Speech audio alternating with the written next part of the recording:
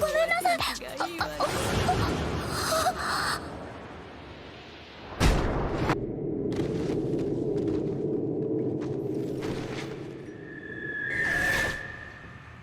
So trusted you. I thought I could too. So why in bloody hell does Makarov know you? I think it's important to consume media you don't like. To a point, of course. I'm not out here trying to convince people to watch something that will mentally scar them, like, say, Star Wars: The Rise of Skywalker, or, this. I wouldn't push that onto my own worst enemy. You are so kawaii! I think that it's legitimately important to consume a little bit of media that you don't think you'll like. I say this for multiple reasons. One, and most unlikely, consuming media that you hate might actually change your perspective on it or its genre.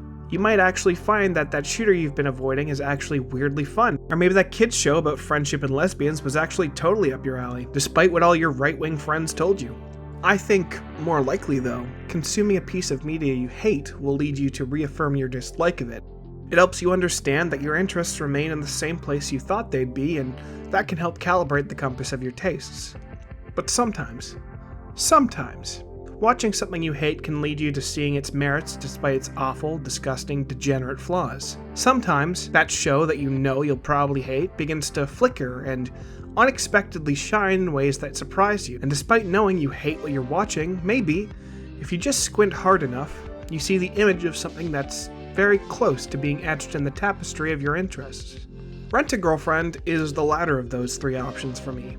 I know it's not for me. I know I don't like it, but I found myself unable to stop watching it despite that. And to clarify, it wasn't like a weird hate-watching thing where I would go through it for the sole purpose of ripping it apart in this video. As it went on, I found myself actually engaging and thinking about its core themes, its characters, and what it was trying to say. And with its score on my anime list, I actually found myself consistently questioning if I was the wrong one, if I just didn't get it. Maybe I still don't, but dear viewer, I hope that's a decision you can make for yourself by the end of this.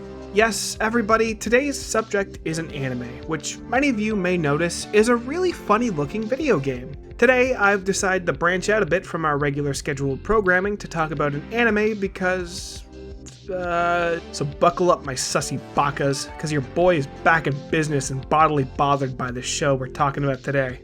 Rent-A-Girlfriend, also known as the hit anime Kanojo Okarishimasu, also known as Can I Borrow Your Girlfriend, also known as Red, is a comedy romance harem anime that I just learned is PG-13. If somebody showed this show to me when I was 13, I would be a very different person. It's a show about a loser who rents a girlfriend and lies about it as a way to solve his problems, with each new episode introducing new obstacles to keep the ruse going.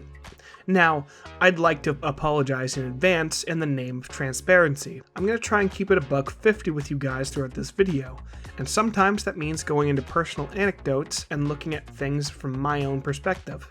And with that said, I don't want to make this video about me. I want to keep the focus here on the actual content that I'm critically eyeballing. The show, despite it being something that I would normally write off, made me start to feel certain ways while watching it, propelling it from something I could normally just say can go straight into the trash to something that has been on my radar for the past 5 months, insidiously clawing at my daydreams and forcing me to think about it. As such, I don't really know if I can call what precedes as a review. It's more like a tour through what the show is and why it bothers me. If you want a review, here's my official stance. Rent-A-Girlfriend is a thumbs down. Oh yeah, there's also a lot of weird sex stuff. So yeah, now that we've got that clarified, let's get on with it. Episode 1 has a genuinely wonderful hook. Our main character, Kazuya, is immediately beset with overwhelming sadness because his girlfriend broke up with him. We see him weighed down by this hole his ex-girlfriend left him with, and it's clear that his shattered heart has rattled his foundation as a person and turned him into a useless, empty thing. If you're like me, this is a scene that feels uncannily familiar. Looking at this scene, I can look at our main character and feel great empathy because I see a part of myself inside him in this moment. Getting over a relationship that I wasn't expecting to end felt a lot like having a gaping maw in my chest that pulled in and murdered all my enjoyment for the things that made me happy. And getting over it, really getting over it, was a mental wall I personally had to climb for years. So, I need you to believe me when I say that this first scene of Kazuya lamenting his girlfriend breaking up with him after a month of them dating is something that really resonated with me. Sure, a month isn't a long time, but I would contest that it doesn't really matter. To our main character, that month was everything to him, and as we'll find out later, he was really thinking of going long-term with this girl. So what's the problem here? Well, I've lied to you, dear viewer. While the first scene of Rent-A-Girlfriend starts on Kazuya getting dumped and ends on a silent shot of him wallowing in misery, the tone leading up to this slow fade-out is actually very different from what I've shown you. The scene that happens before this isn't a scene that highlights the low point of our main character accompanied by a morose track, but instead a strange joke scene with silly music, followed by him having thoughts about his ex with other guys. This immediately tells me, the audience, that I shouldn't feel bad for this guy because he's a joke. You're meant to laugh at this. Now, there are plenty of reasons to hate Kazuya. We'll get to them soon. I think he sucks, but this scene is the show telling me he sucks without him doing anything to deserve that hatred. His situation is a joke before we even know why we're supposed to be laughing, and that is incredibly jarring to me as a viewer. What makes this scene worse is that later the show will double back on the statement of his relationship being a joke and expect you to care in a scene that lays out how much it meant to him. And this scene caps off a weird handful of scenarios in the show that feel tonally off. The joke the series starts on is expected to be unjoked later and actually taken seriously. And if that feels wrong to you, hold on to your seats, because we have to talk about Kazuya's actual cuck fetish. Part of how this post-breakup depression hits Kazuya is in the form of imagining MAMI having sex with other guys. This is strange, to say the least, but it shows the degree to which he is, as the children say, down bad. His sadness, jealousy, inferiority, shame, horniness, all of it is displayed in this first scene, and it becomes a running thing throughout the show as we see him imagining other girls. I think the thing you need to ask yourself is, what is this scene's purpose? Because the reality I came to is that this is supposed to be funny. We are supposed to laugh that Kazuya is in a very pitiable and psychologically damaging place right now, seeking sexual gratification from essentially being unhappy. You might be disgusted right now, and you can leave, it's fine, it's cool. But for everything I hate about this scene, I am forced to admit that starting us here actually leaves us with a lot to psychoanalyze and think about the type of person our main character is. Admittedly though, that also might be a charitable reach I'm giving to the show. This isn't really picked apart at any point throughout the show. So as Kazuya and the audience recollect themselves from the lowest part of their lives so far, Kaz happens upon a website that lets you, well, rent a girlfriend. Hey, that's the name of the show. Kazuya, feeling like he has nothing to lose, immediately signs himself up on a date, and so begins a path of progressively self-destructive actions to clog a hole that he doesn't know how to fill. Kazuya meets up with Mizuhara, and she's perfect in every way. She's beautiful, ditzy, and cute, and Kazuya is taken aback by her very presence. You know, for everything negative I'm going to say about the act of renting a girlfriend, there's something to be said about the honesty of asking for the money up front. That's $120, by the way. Hey, post-production Kaznarious here. Not sure how I arrived at that number, but assuming that all those are 10,000 yen bills, we're actually looking at $368 here. So yeah, that's an expensive date. So the two of them go to an aquarium and she activates girlfriend mode, asking Kazuya questions about relatively well-known fish so that he can give an easy answer and she can be like, Sugoi! After spending a bit of time together, they engage in some, oh god, can I show this? And they part ways, leaving Kazuya feeling pretty good about himself.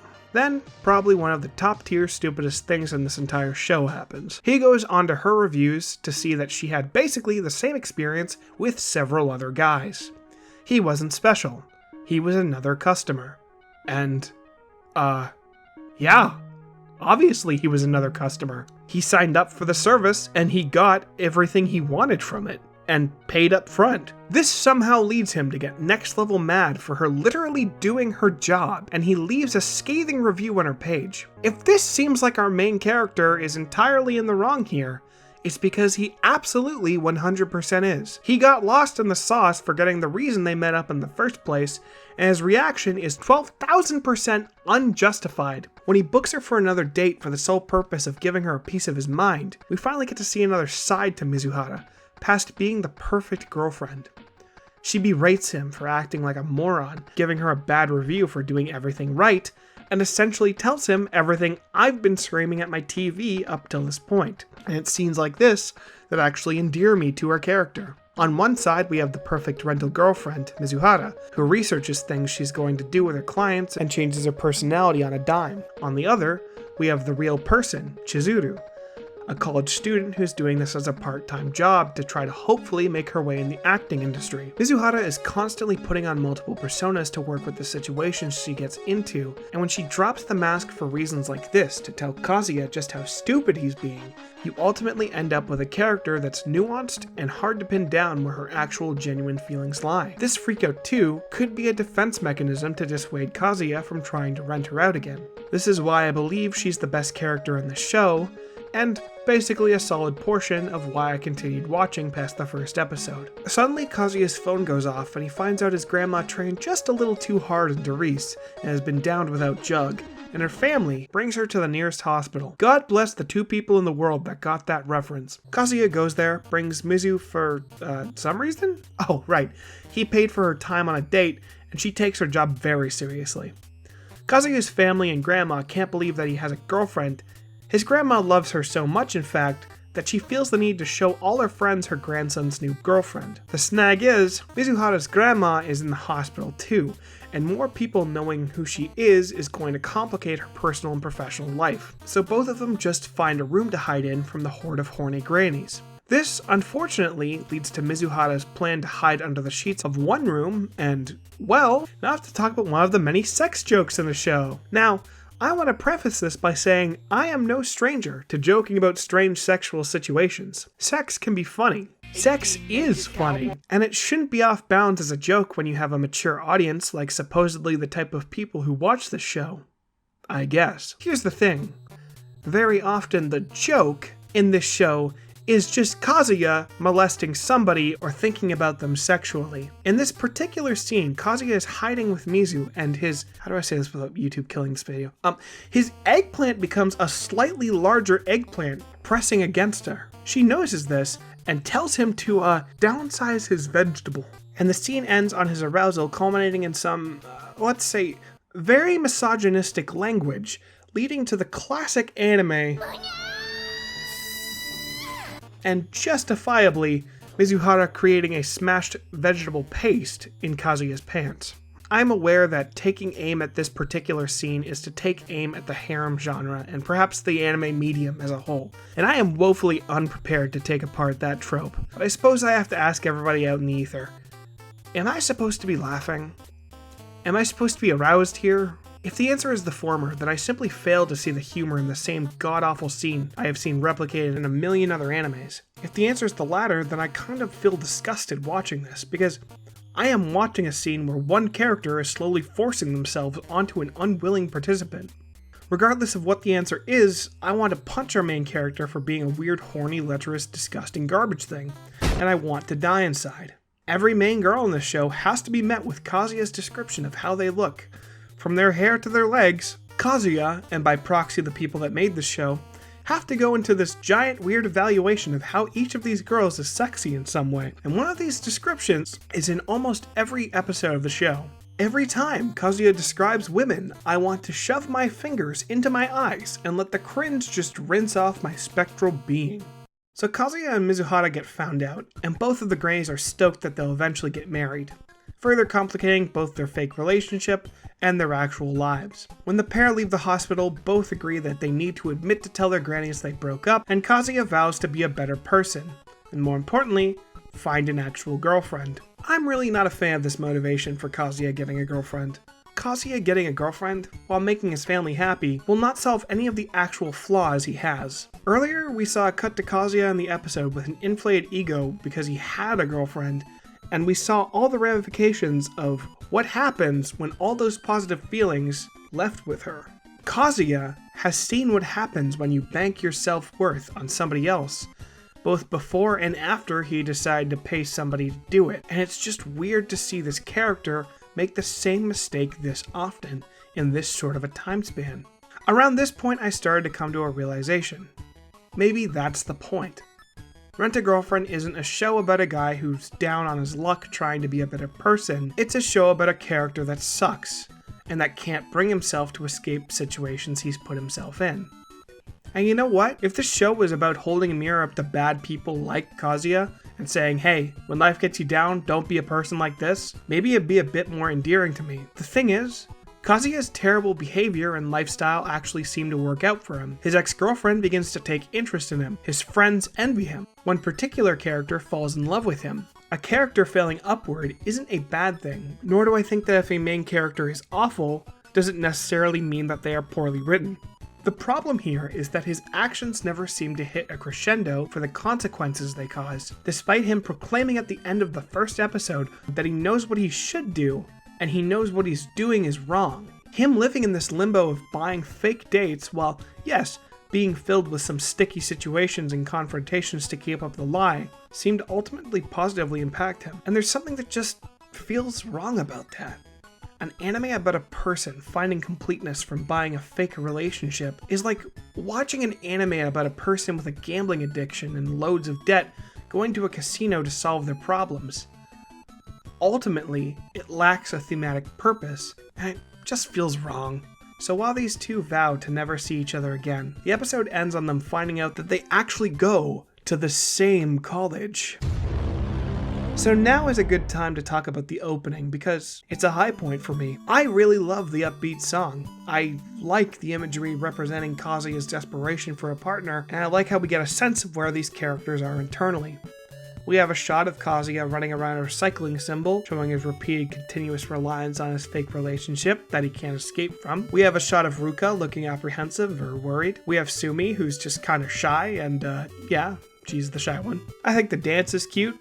I aesthetically love the cherry blossom motif, but what I really like about the opening is how it ends. It's Kazuya running towards Mizuhara with his hand outstretched for help, and after seeing him, she sighs and holds her hand out for him to grab it. But in that moment of reassurance, with Kazuya's hand desperately reaching out to grab hers, there's distance. It's one person asking for help and another willing to give them that, at a distance. That space between their hands says so much about who these two characters are, and what the nature of their relationship is, that I can't help but wish the actual show had half the powerful imagery this couple of seconds evokes. The final shot is them holding hands with a receipt, again reminding us that while the gap between them is closed, emotionally it still lingers.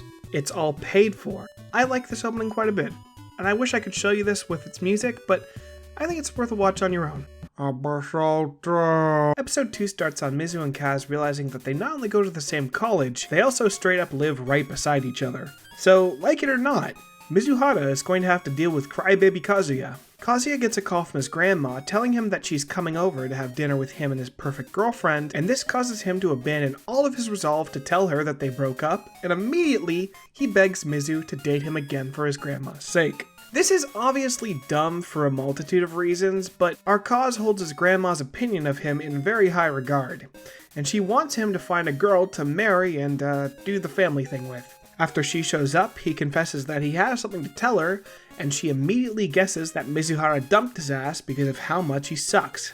I think it's important to note here that the stakes of Rent-A-Girlfriend are incredibly low and personal. Kazuya feels the need to, at all costs, perpetuate this lie to his family for their sake, but the rationale for doing so never seems to make sense. If Kazuya literally just stopped fake dating at any point, sure, his grandma might be sad, but it feels better than the emotional and financial strain of having to constantly lie to everybody. Well, anyway, Mizuhara comes by to save Kazuya and to perpetuate the lie and keep being his fake girlfriend.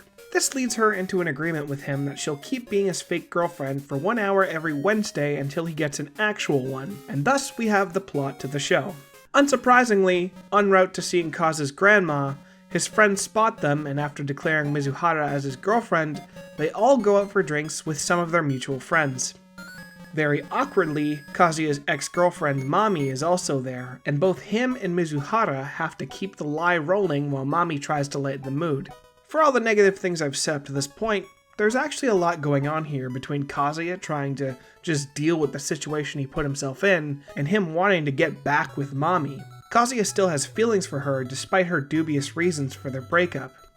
And for maybe the first time, Rent-A-Girlfriend threatens to actually get interesting. What happens next is actually kind of a big turning point for the show. MAMI starts to chide Kazuya on how sexually aroused he got around her, and how it got so gross to the point where she'd do things to get him to keep his hands off her. This makes everyone pretty uncomfortable, and kind of just cements MAMI as being maybe a little less amazing than Kazuya thinks she is. Mizuhara actually sticks up for Kazuya against MAMI's casual berating, and when faced with defending himself, or giving in, Kazuya takes MAMI's side, agreeing that, yep, he actually is awful and probably an awkward person to be around. You'd think that this admission of how awful a person is would be a low point for Kazuya, leading to growth, but you'd be wrong. Mizuhara dips, and the episode ends on MAMI thanking Kazuya for taking her side, asking him to come over to her place. This is the cliffhanger of the episode, and if you think that it leads to anything in episode 3, don't worry, it doesn't. So that's the first 2 episodes of Rent-A-Girlfriend, and for what it's worth, I think they do a good job of setting up the general premise of everything in the show. Sure, I have my myriad complaints about them, but they show you exactly what you should expect from the rest of the season. We have Kazuya being a weird horned up guy that really doesn't have that much going for him, telling lies and getting into hijinks. We have Mizuhara, who's helping him by taking his money and covering for his house of cards that he builds throughout the season. And now and then we get friction from their lies almost being exposed, and that's pretty much exactly what you can expect from the rest of the episodes. Being that I've already spent this much time on the first 2 episodes, I simply don't have time to go over absolutely every single one. I'll try to keep my time here locked on relevant story beats, and of course spend a considerable amount of time talking about each of the girls that Rent-A-Girlfriend centers its marketing around, and I'll try to fill in the gaps where necessary. So, dear viewer, when I inevitably skip a couple episodes, I want you to imagine some silly shenanigans that at times get weirdly sexual happening in those episodes I don't cover. In fact, if you leave a comment where you think up an imaginary headcanon for what happened in one of the episodes I miss, I will pin it. In the context of this video, your completely theoretical episode where Kazuya goes to the carnival with Mizuhara and gets stuck on the Ferris wheel with her because he dropped his ice cream onto the control panel actually happened, and nobody can tell you otherwise. Episode 4. Kazuya's friend confronts him about how he's treating Mizuhara. Mizuhara falls out of a boat and Kazuya saves her.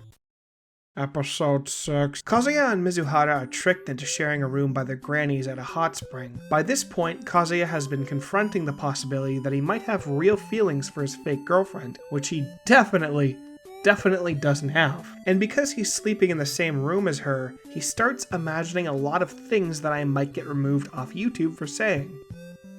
Maybe not. Being in Kazuya's fantasies never stops making me feel gross, and I'm sure after editing this section of the video, I'll be taking a cold shower. The idea of him ending all of these lies about his fake girlfriend and not seeing her anymore makes him sad, and he asks Mizu if they really need to do that. She turns over and plainly states that the whole concept of rental girlfriends exists to help the clients, many of whom want to become better people. She also concedes that despite that, the lying should stop soon, and all this will be fixed if she helps him get a real girlfriend. I think now might be a good time to talk about the ethics of the girlfriend renting business, because it's moments like this that feel like the show is sending me mixed signals about its, main service. You see, part of why I was interested in this show is because of its subject matter. Renting a girlfriend sounded like one of the saddest, most self-sabotaging things a person could do, and finishing this show, that opinion didn't change, and honestly, that's okay. This show didn't have to show me another side to that argument, or change my mind, or try to punch above its weight class and talk about the psychological minefield that is paying somebody to spend time with you. With that said though, when Mizuhara tells Kaz that this service helps people, it really starts to bother me because there isn't anything to be gained from it. The road to being a more complete person doesn't start with buying somebody's attention. It starts with looking at yourself, finding what you don't like, and making steps to change it. No amount of buying somebody's time is even remotely a substitute for what an actual social connection can give you. And all of that isn't even taking into account how gross it is that the person who actively financially benefits from Kazuya's decision to continue this is the one relaying this message. Upon realizing this fact, I had to ask myself, is Mizuhara morally culpable for enabling Kazuya? And perhaps to ground it in real life, because renting a girlfriend is a thing in Japan, is a service like this morally culpable for preying on the loneliness of people like Kazuya? The answer I eventually arrived at was no, even if I think what she says in this scene is bunk. It's emotional manipulation that the show disguises as reassurance, but at the same time, the same could be said for most self-destructive activities like gambling or subscribing to Thunder Club. Doing short jumps. Why? The difference here is that when Mizu says rental girlfriends exist to help their clients, in the scene where she appears to be sincere, レンカノの活動の主体はお客さんのケアだし、成長したいってお客さんも多いから。 with the tone of the music and how she says it, you need to remember that she has taken probably thousands of dollars from Kazuya at this point. This line feels less like her opinion and more like the writer reaching out of the screen, grabbing my head and yelling, "This is what I think." The show seems to say that, yeah, rental girlfriends are good for you if you're a lonely, self-indulgent weirdo. And it's actually totally cool to pay for somebody to fake being nice with you for a couple hours. And honestly, I hate that. It feels gross to me, and I hate that the show is constantly showing people feeling better about themselves in public by buying somebody else's time. I feel like when this show leans into this idea that the people that take this job do so as some kind of selfless action, well, maybe some do, but as long as a monetary barrier is put between you and a person, can you really feel comfortable pretending to have a relationship with them? The obvious answer to that question for me is no. But it's a question that the show Initial D multi-track drifts around by Mizu and Kazuya talking to each other outside of their date, actually starting to form some kind of relationship outside of the time Kazuya pays her to be around him. So you can't really make a one-to-one comparison there. But again, this is after she has copped thousands of dollars throughout the year from him, as per their agreement for her being his fake girlfriend every Wednesday. I like Mizuhara, but this line is disingenuous. Boosting somebody's ego is not helping them. Being a fake, agreeable girlfriend doesn't get them actual connections, and taking their money is not philanthropy.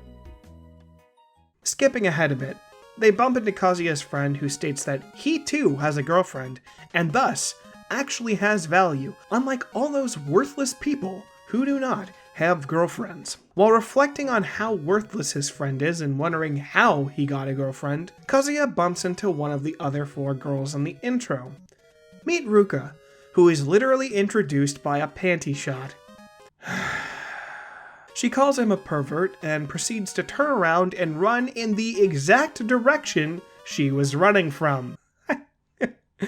I really can't make this stuff up, folks. Okay, she literally ran into the scene to be objectified and then ran back the way she came. So Glass's friend invites Kazuya on a double date, and who happens to show up but the girl we've never seen before up until literally a minute ago.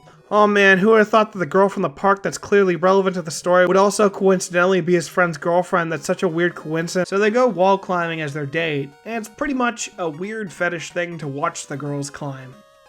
You know what? The cold shower won't do. I'm filling my bathtub with ice and taking a nice dip for the next 4 hours. The date takes an interesting turn when Ruka pulls Mizu aside and tells her that she knows Mizuhara is a rental girlfriend. After a bit more awkwardness with the pair wondering if their ruse on Kazuya's friends will fall apart, the date ends when Mizuhara makes up a lie to get out of there, and the episode ends on Ruka calling Kazuya out for his lies. Episode 7 starts on Kazuya immediately accidentally groping Ruka, and I'm going to need more ice. I hate everything about this scene, and honestly, my complaints with it are rooted in the tonal whiplash I felt in the first scene of the show. Ruka has Kazuya on the back foot, and the conflict here is actually kind of intriguing. When she tells Mizuhara in the last episode that she knows she's a rental, it opens up a world of possibility for this character. What does Ruka want? If she knew all along, why did she choose to tell Mizu that she knew she was a fake girlfriend then? What is Ruka planning to accomplish from confronting Kazuya here? There's a lot that could happen, and this scene puts the spotlight on a character that could ruin everything. And it is immediately hamstrung by accidental sexual assault. If you thought Ruka was going to do anything interesting by confronting Kazuya here, you're wrong. She's here to be objectified and ham-fisted into the script, and you're gonna like it. So instead of immediately calling the cops, because this is anime, Kazuya pleads with her not to tell anyone about his secret. Ruka, ever the icon of self-preservation, decides to run away, trips, and almost eats a mouthful of concrete. It's okay though, because luckily, Kazuya was there to somehow catch her and fall on the stairs too? I don't know. I'm not actually sure how this works, but whatever. The main takeaway from this scene is that Ruka, despite knowing that Kazuya is a lying pervert who just molested her, falls in love with him. Between this and saving Mizuhara on the boat, Rent-A-Girlfriend kicks off a really dumb trend of girls liking Kazuya, not because of his personality or his looks, or even anything that's a key part of his character. All it takes for somebody to start liking our main character is for him to do a single act of heroism and they start having feelings for him. And that is profoundly frustrating. What this means is that Kazuya's goal of getting a girlfriend, by the show's logic, can be achieved by a couple seconds of selflessness rather than actual character development. More importantly to the script though, it means that Kazuya can continue to be the jerk we know him as, never fundamentally change, and still be the protagonist of a harem anime. Ruka also admits that she's also a rental girlfriend, thus why his weird friend, who would never get a girlfriend, has a girlfriend. Anyway, hold on to your dakimakura, because when I say she's in love with Kazuya, I mean in the next 10 minutes, she proceeds to find out where he lives and ask him to be her boyfriend. She also uses her experience being molested by Kazuya as a badge of honor to tell Mizuhara that she's gone farther with him than her. And that is a yikes for me, Chief.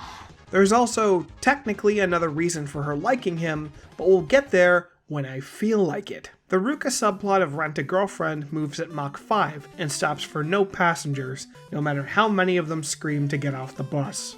Kazuya initially says no because he secretly still likes his fake girlfriend, but after a bunch of fake crying, he gives in and agrees to a trial period with Ruka, but it's mostly out of the fear of her inevitably exposing him. What's weird about all of this is that Ruka, as weird and clingy as she becomes, presents the solution to Kazuya's problems on a silver platter, and yet he still pays to go out with Mizuhara.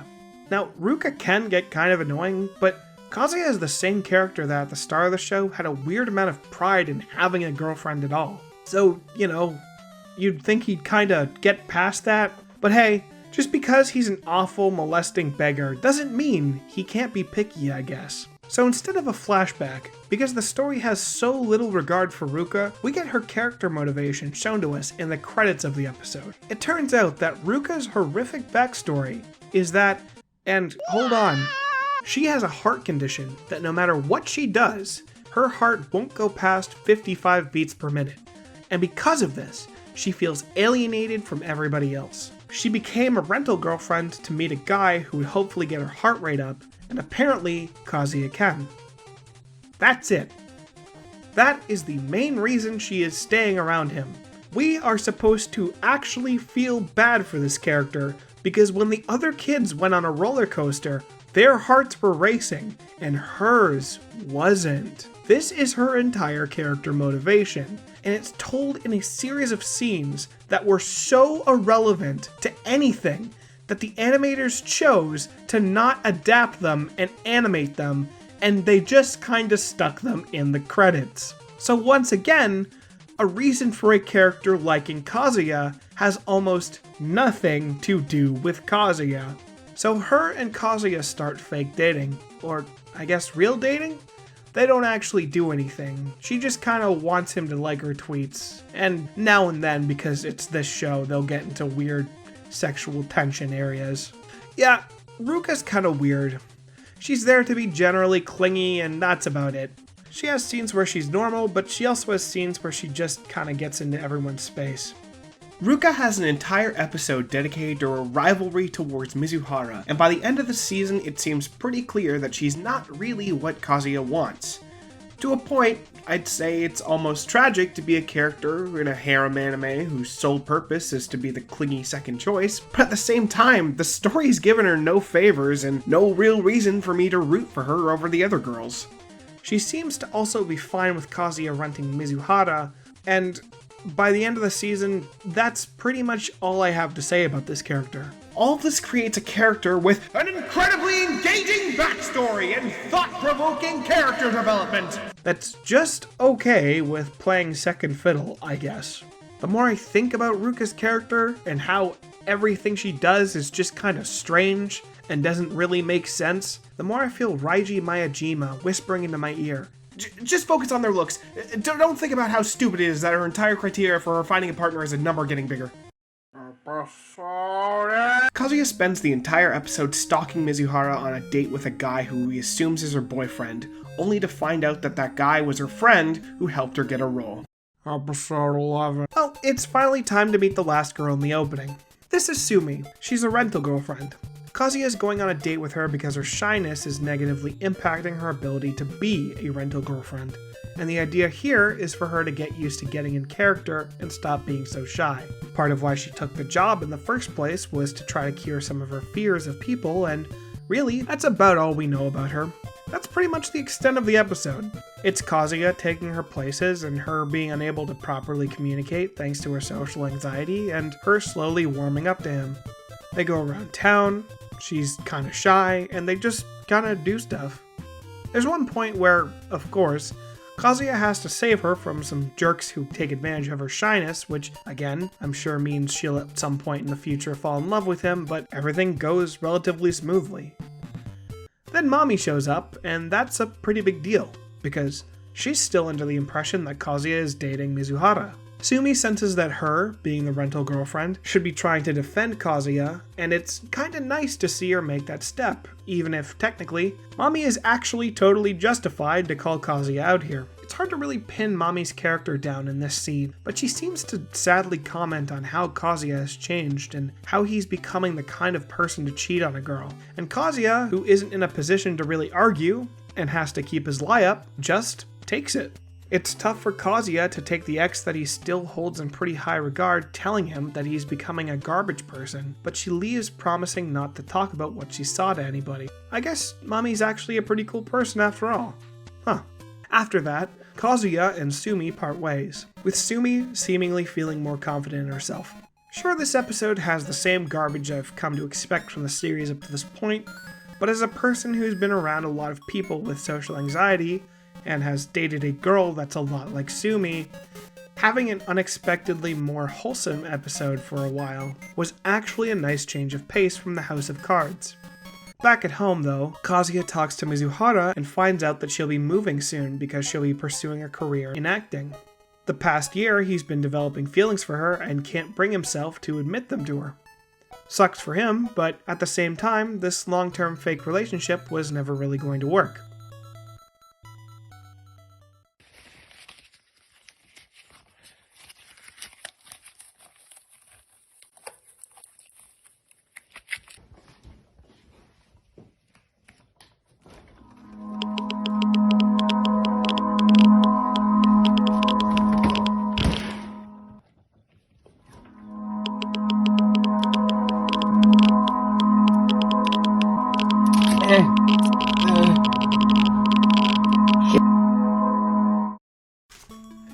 Hey guys, post-production Kaznarious here again. I just kind of thought it would be fun to divide up the video and just kind of open these up. They're Rent-A-Girlfriend Wise Shores cards. They came out this year. They were weirdly hard to find. Thank you, Sliver. Oh my god, they were like every single store. I contacted was like, oh yeah, we got Wise Schwartz. And I'm like, oh, well, I'd like to rent a girlfriend, Wise Schwartz. And all of them, every single person I was on the phone with was just like, rent a girlfriend? Like, what is that? Like, they thought I was playing some weird kind of prank on them. But the joke's on me because I'm the one who spent $15 on this. There's 9 cards in these, and some of them are weirdly expensive. So if you're gonna do this at home, make sure you got protection. I've taken off my gloves because, I mean, I've been exposed to Rent a Girlfriend for far too long. So at this point, there's no hope for me. But remember to stay safe, wrap it before you unwrap it, and just pray for me. So we have. We got a Sumi here. Overly Shy Sumi. So, again, the rarity is, I think, one of these numbers over here. We have another Bungee Jump Confession Sumi. Getting a lot of Sumi, I guess. Yeah, we're gonna get to her pretty soon. Yeah, I can't take it either, Ruka.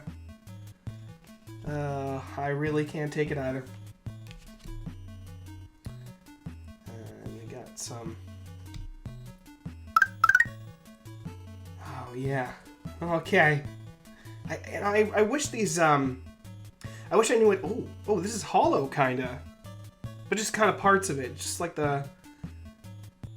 It's just the It's just the lettering for some reason. I don't know. I never really. I don't know anything about Wise Schwartz. I apologize. I might be pulling some crazy cards here. I only know the main ones that are like ridiculous, but I'm sure Donut Pillow Mommy here is gonna just absolutely blow out the entire table at Commander Night. We've got an annoying. I don't like how these are like sideways for some and normal for others. But I guess this seems like a different kind of card than the other ones. Like this has like more to it. Like this has like an attack power and everything. I assume it's an attack power. I don't know. Maybe it's like one of those stadium cards. And of course we have Kazuya's very heroic moment that I'm a super fan of. Alright, pack 2.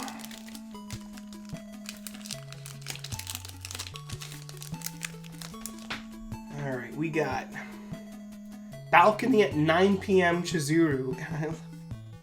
I love how like they're defined by these exact moments. Oh, Lucky Lek. I mean, she doesn't seem too lucky. It's more like the person is the lecher. There we go.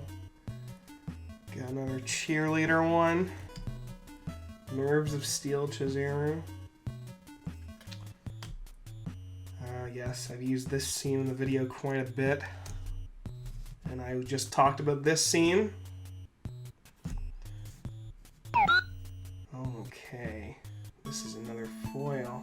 Oh, okay, so this right here, this R, that denotes the rare in the pack, I believe. When this card's battle opponent becomes a phone, you may put this card into your memory. If you do at the beginning of your next draw phase, choose one while on your girlfriend Chizuru in your memory and put it any position in any stage. I like that kind of diamond thing going on there. And surprisingly resilient. Me too. Me too, Sumi. Me too. Surprisingly resilient through this whole thing. Okay.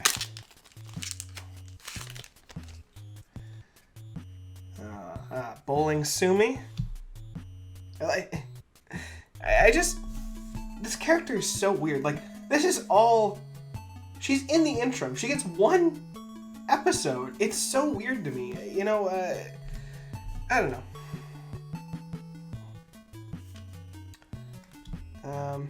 And that's a double, I believe. Another MAMI. This month's number 1. Ooh. Oh god. Oh, that looks a little bit more legit of a rare. Fantasy Date Chizuru. Oh my. Very nice. The beginning of your climax phase. Oh god. Oh, what am I holding? Jesus Christ. My apologies. That's disgusting. You really do need protection for these. Ugh. Should I put this in a sleeve? I feel like I should put this in a sleeve, maybe. And holy sh! Whoa! That... Oh... That looks like a thing. Okay, wow. That is... I don't know what that... Oh... Jeez, I love the foiling on this. Wow. You gotta appreciate the little touches on that. Like, I kind of hate that I'm holding Rent-A-Girlfriend cards, but as a card collector, like, this is really nice. This is getting a sleeve. And, of course, you will be seeing a lot of her soon, my friends. During your turn, if you have another Rent-A-GF character, this card gets 3,000 power. Okay, wow. Yeah, I've got no idea what I'm doing with these things. Okay, actually, fun idea. If I slip one of these to you in secret, that means that you are a homie for life, okay? You're a real one. Okay, so I just looked up the price of this card. What the fuck? Alright, before we continue, it's absolutely crucial we talk about Kazuya again. This man exists to make the same mistakes over and over. And that trait doesn't make an inherently bad character. There are some great shows where characters knowingly make bad decisions and succeed because of their actions. The difference here is that our main character makes a decision, knows the consequences of that decision, knows that he will feel worse about himself because of said decision, vows to never make that decision ever again or improve himself, and then chooses to do it again while something weirdly positive happens to him as a result of his actions. And then the cycle repeats. This cycle happens constantly throughout the show, and there's something odd about that, isn't there? Sure, there are people in the show that find him out, but never is there an earth-shattering consequence that leads him to change what he does. This season spans an entire year of him lying to everybody, and it feels like that friction should go somewhere. See, the thing about media I, and probably most of you watch, is that usually when a character starts out as bad as Kazuya, their bad actions will be noticed by the people around them. And eventually our protagonist's experiences, and reflection of those experiences, will facilitate some kind of character arc. This doesn't necessarily mean a character needs to flip to total good guy. Sometimes that change can be something subtle, like learning to trust people or talking differently to people they don't like. I'm sure that this isn't news to you. This is Story Writing 101, and I'm sure that most of you could think of an example outside of what I've already shown on screen. The thing is, Kazuya doesn't change. He doesn't learn from his actions. He doesn't act differently to the people around him. He never has a moment that makes him want to even try, outside of the minutes he spends making empty promises only to double back and completely disregard them. And yeah, not every character has to have a character arc. Tons of stories have started and ended their protagonist in roughly the same mindset as they began. The thing is, Kazuya being a piece of garbage throughout isn't a sustainable character trait. Consistently making the wrong decisions, stalking, molesting, being a pathological liar, wasting his money on a fake relationship to keep that lie up, all of these things are negative actions he takes that feel like they should lead to some kind of culmination, some kind of event that makes him understand that, yeah, no, he should be a better person. But that's the thing, this story refuses to properly give us this moment, and so we're left with a cast of supporting characters who just get constantly lied to and just kinda take it. Girls want to be with him. His friends accept him for how much he sucks, despite probably knowing how much he lies, and while to a point it's admirable to like him despite his flaws, the story just falls apart because of it. One of the benefits of a show with low stakes like this is that we, the audience, can actually kind of put ourselves in the main character's shoes because this is actually possible. But with Reg, we have to ask ourselves, why do we even care what happens to Kazuya if the show never gives him a fraction of what he deserves? Every single person by the end of the season should be getting into a giant conga line to tell him straight up how lying to his friends and family for a year is damaging for everybody. And we never get that moment. But the worst part about this is that we almost had this with MAMI. Throughout the season, we find out that MAMI has decided to make it her mission to break up Mizuhara and Kazuya, and she does this through a deluge of emotional manipulation. Her attempts range from reminding Kazuya of the time they spent together, kissing him, taking him down a peg to make Mizuhara like him less. She gets really nasty. Kazuya, despite dating her for a month and nothing really happening between the two, really cares about her. We are shown multiple scenes with these two, with Kazuya reminiscing about his feelings towards her. In one particular scene, Kazuya talks about the names he was thinking of giving their children. Put aside the fact that I just roasted this man, but I think it's worth noting that his feelings, as irrational and stupid as they consistently are genuine. MAMI is a spiteful person. She dropped Kazuya and wanted to forget about him because, well, honestly, she probably had plenty of good reasons, but it's fair to say that this breakup came from a place of boredom rather than because of Kazuya's actual flaws. The thing is, from her perspective, Kazuya actually seems to be doing really well for himself. He's dating multiple girls, all of which she feels are more attractive than her, and the show likes to cut to scenes with her making snide remarks about Kazuya. Her jealousy leaks out constantly, and it's safe to say that every smile you see from her is one that's hiding a veritable fortress of envy and loathing for the people around her. The scene with her talking about Kazuya naming their kids is ended by her saying, "But I guess they'll never exist," as in, they'll never exist because you're dating Mizuhara. It's pretty on the nose and obvious to us the viewers, but Kazuya never understands these motivations. The thing is, with making MAMI look so manipulative, so horribly vindictive, you create a character that, despite being relevant in like almost every other episode of the show, never actually feels like a person. MAMI lives solely to make Kazuya's life worse, and you get the sense that the smallest ounce of compassion has been extinguished by her perception that Kazuya is actually moving on with his life.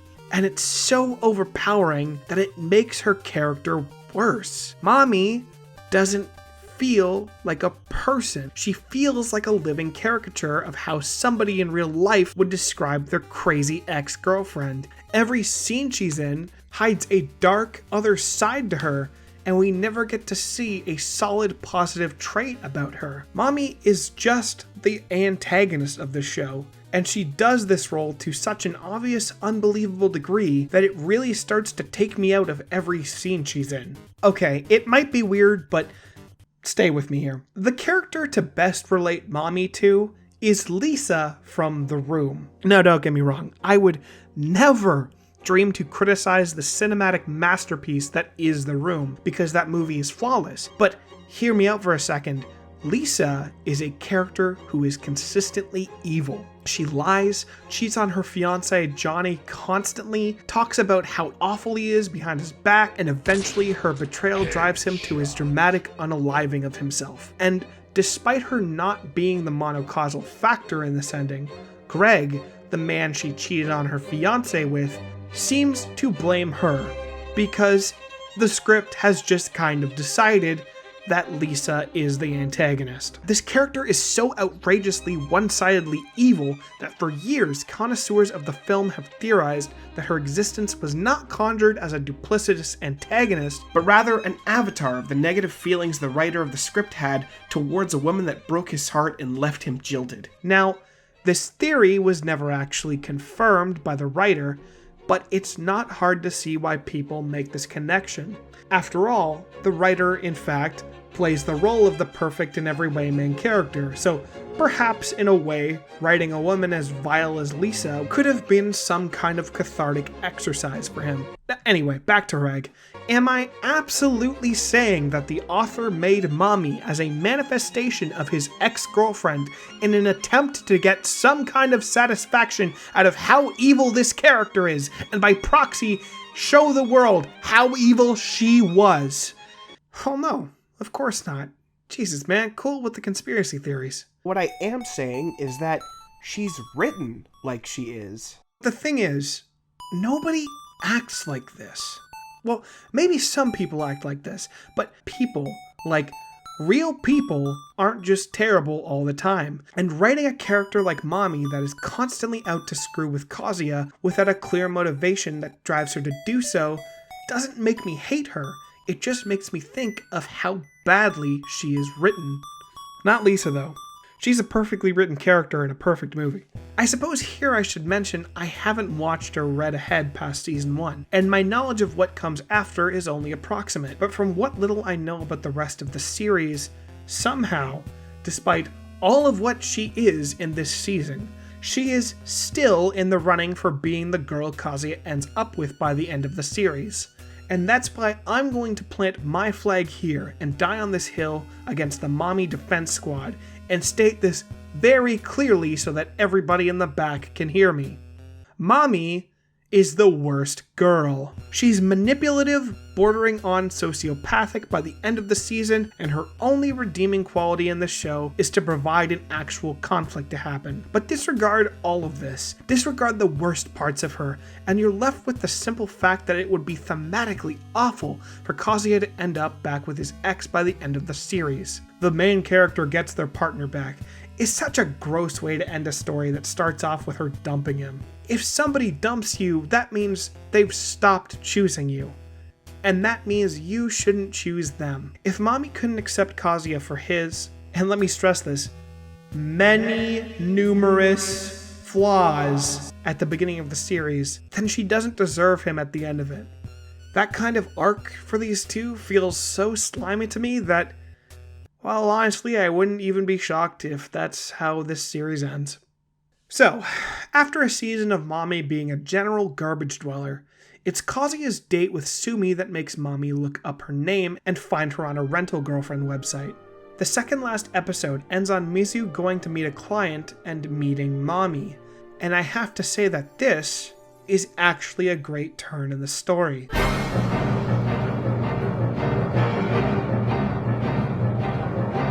For all the negative I have to say about Rag, the conflict leading up to its last episode is genuinely a bit thrilling. It feels like all the checks Kazuya has been writing throughout the season are finally being cashed, and we have a malicious person who's about to expose the karmic debt Kazuya owes to everybody around him that he's been lying to.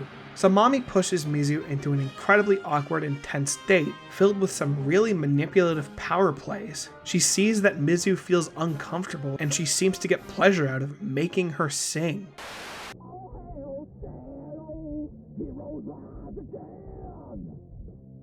Obliterating everything that's not your friend!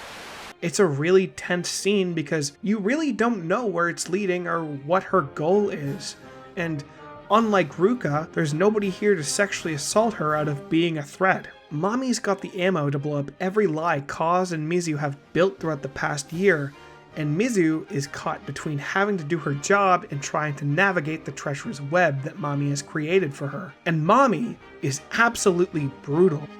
Her mask of her fake niceness is starting to slip here, and you start to see her contempt for Mizuhara. Kazuya is also there because I guess he had to be? His presence here doesn't really change anything they do, and the outcome of this episode would probably have been roughly the same if he wasn't there. You could say that his insipid commentary to himself adds some levity to the situation, but honestly I think I would have preferred a whole episode with just these two. Like, if the entire episode was just them, the audience would feel just as trapped as Mizuhara is. As it is, though, the story is constantly cutting from them to Kazuya, following them from place to place as he imagines the worst.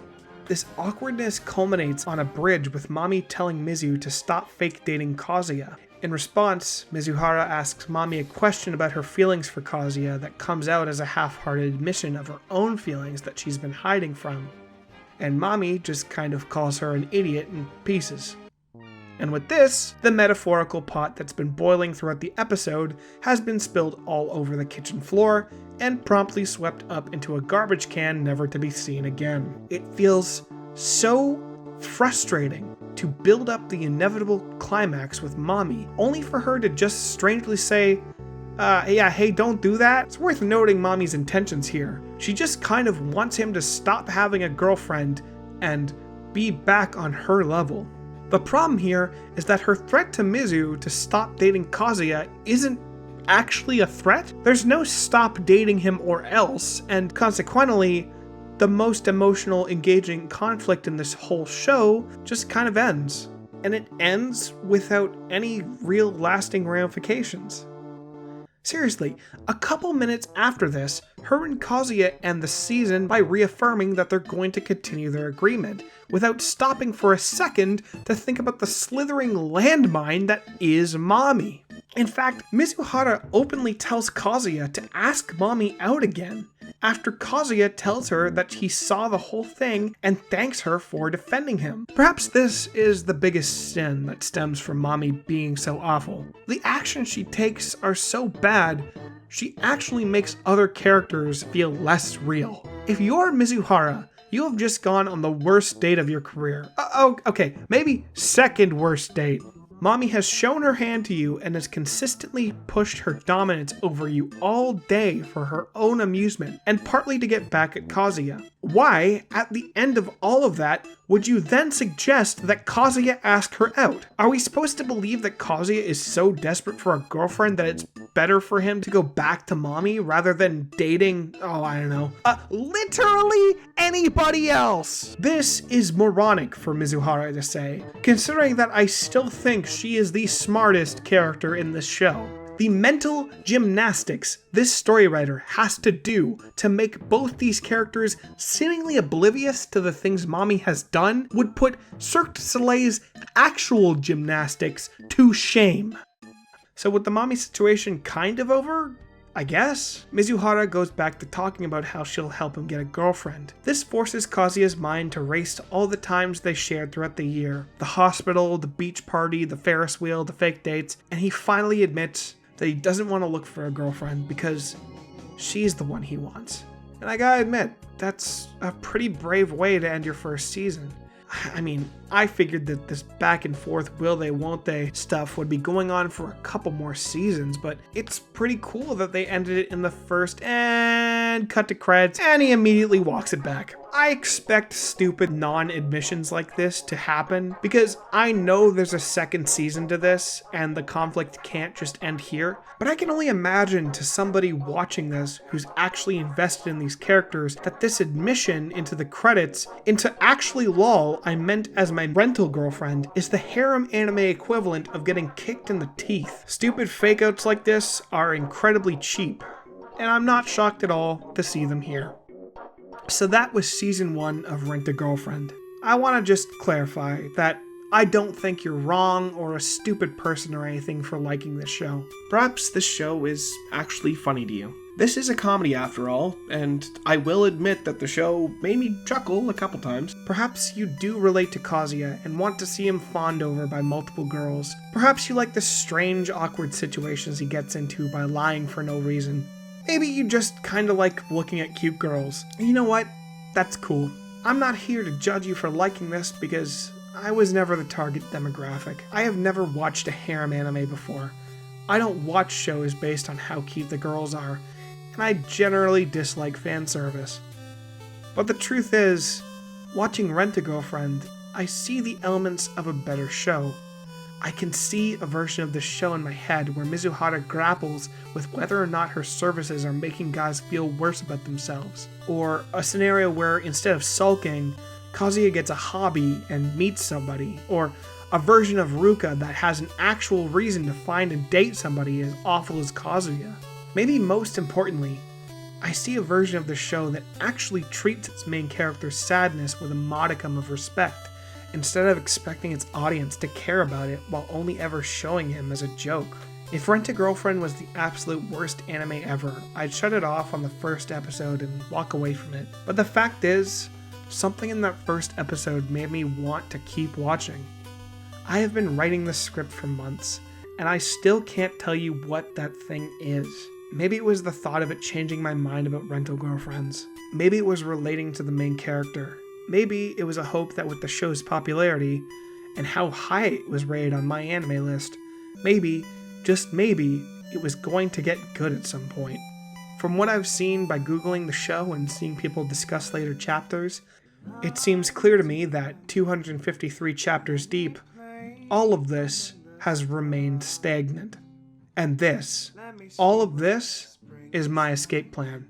I'm not staying around to find the answer to the burning question of who Kazuya is going to end up with, because I've seen firsthand the disappointment this anime has given me by expecting anything from it.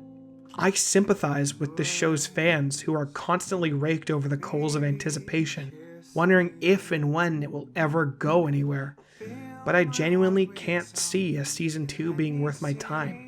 With all this said, I don't think it's fair of me to say I hate the harem anime genre, because this, and another show that probably doesn't count, is all I've watched from it. And yeah, someday I'd actually like to try another show in the genre. While I can't say that Rent-A-Girlfriend was good, I liked that it made me think about my own relationships I've had. In a strange roundabout way, this show made me think about the people I spend time with that actually care about what I have to say without a financial incentive. I like that, for a moment, the show actually made me reflect on some of the worst years of my life, moving on from a person that I banked my self-worth in. No matter how many things I wish I got out of the show, I think it's time I finally admit to myself, I don't like Rent-A-Girlfriend, but I'm glad I watched it. Next big review I do will be a video game, and it'll probably come out sometime next year. For those who found me through this, hi, I'm Kaznarious. This is Thunder Club, and this has been a very, very unusual video to make on what is predominantly a gaming YouTube channel. But I'd love if you stuck around. We've got tons of stuff coming down the pipe, and I've been really excited to work on my next couple of projects, so hopefully I'll see you next time. Thunder Club's a collaboration between me and my 3 other friends, and one of those friends is Rin, who is currently in the process of making a History of Toho video. And his script right now is at about like 7,500 words, and I know that is far from its final form. So if you liked long form content like this, make sure to stick around for that. That should be coming relatively soon. If you take absolutely nothing else from this video, please may it be this. Your value as a person is not dependent on having a significant other, and never believe anyone who tells you otherwise. Later.